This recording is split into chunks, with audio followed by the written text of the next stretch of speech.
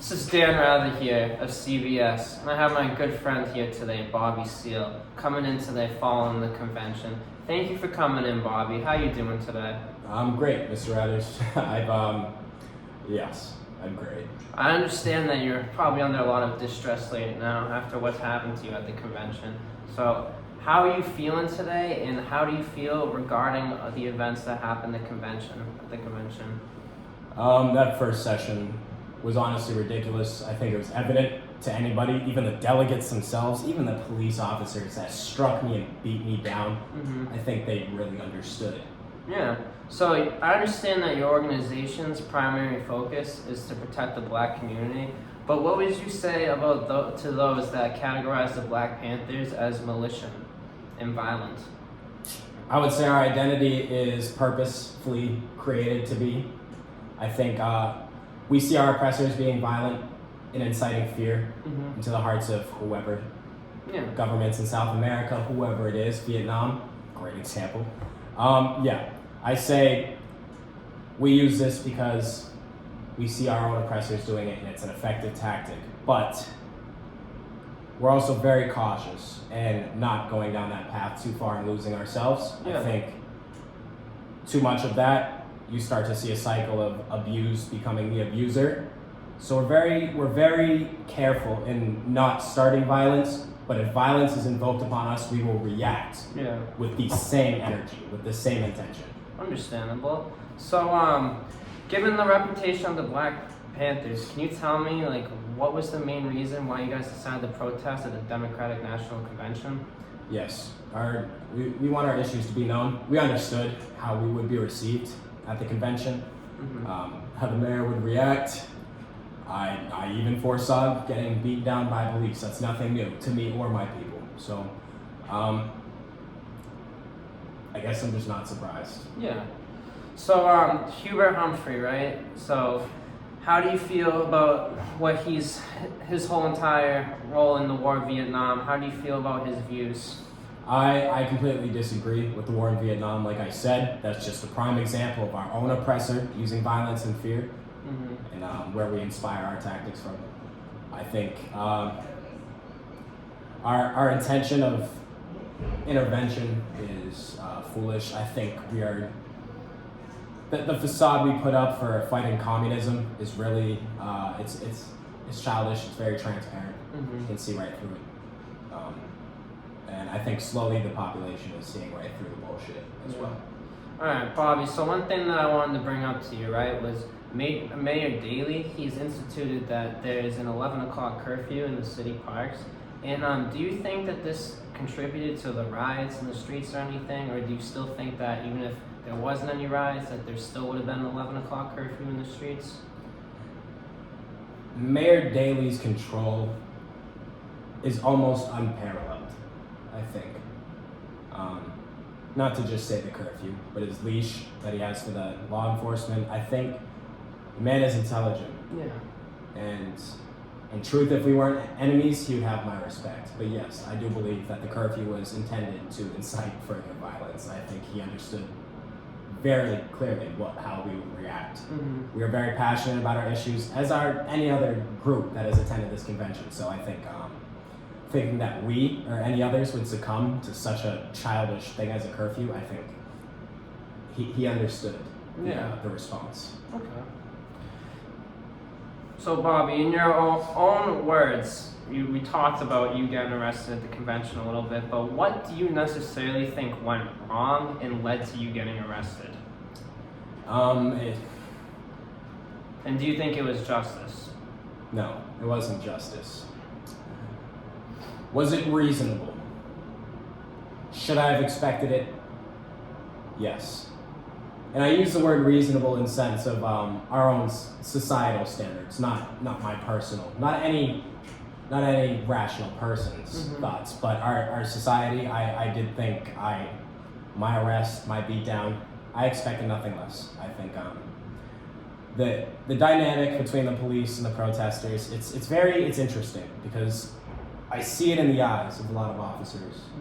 Even the ones that hurt me. I think they truly didn't believe what they were doing. They didn't believe the cause. But I do understand everybody has to eat. I'm empathetic towards that, but the line has to be drawn when that empathy doesn't go both ways, which it should. Yeah.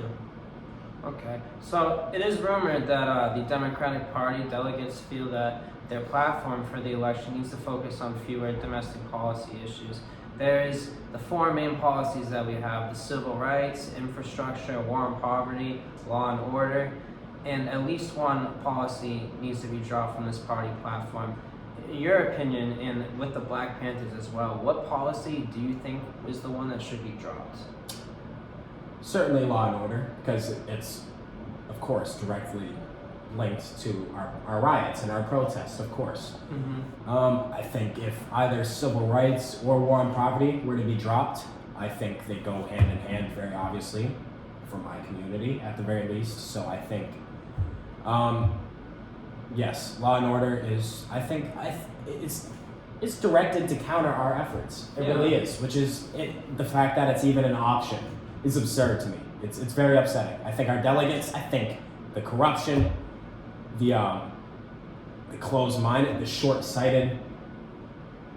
I'm at a loss of words. I apologize. No, I completely understand. It's difficult. Yeah, no. It's difficult. But law and order. Yeah, no, of course. Okay. So the popular opinion right now is to focus on law and order, and that is a direct result of violence and rioting, and this followed after a result of the assassination of Martin Luther King. In Chicago alone, 9 blacks were killed and 20 city blocks were burned. What would you say to the candidates that support law and order as their main policy? I just want to take a second. Martin was a great man. And I think it's cause and effect. Take away a great man, a great leader, expect nothing but outrage from his followers. Yeah. And I think even people that didn't directly follow him, I think even just sympathizers, I think they felt it too. That was outside black versus white. That was just a great man trying to do great things, and it's terrible that he lost his life. I think, yes, the riots, the protests, are they violent? Yes. Do they get the point across? Also, yes. Okay. So how do you feel about the federal anti-right provision in the Civil Rights Act of 1968 that was passed this last April? Again, I think that's just another example of our own government trying to directly counter what should be a constitutional right. The right to protest, the right to argue anything, the right to have one's own self-thought and critical thinking. I think it's absurd to try and roadblock that. I think, also I keep saying I know that these delegates, I know that these congressmen and women, there's greater moves at play. There's greater moves. So would you say though, like in your opinion, was this done to limit the national influence of organizations like you guys, like the Black Panthers? Most certainly. I think effectively so as well. Like I said, our opponents, the American government, very, very intelligent. I think the game of subterfuge, I think, is very, very effective way of getting one's agenda done. But that being said, I encourage anybody, any citizen, any person with their own self-thought, look at these policies, look at these laws that are being passed, and understand what's really going on. Ask yourself, how do I benefit from this? And then ask yourself, how does our government benefit from this? And I think you'll find two very different answers. Yeah. So I got one last question I want to leave you with for the final conclusion of the interview. And it is, I just want to know, if you think of Martin Luther King, if he was still alive today, do you think that he would say the Chicago riots are justice, and do you think that he would support them? Or do you think he would say, no, we need to step back and do something nonviolent? It's obvious my respect for Dr. King is immense. Great man. And the way he went about executing his his protest in such peaceful manners, with such patience. It's unparalleled. You'll never see anything like that ever again. I think, at least from our community. I think after the loss of him, after so much damage has been done, he wouldn't be proud of our riots, of my organization. He wouldn't agree with us, but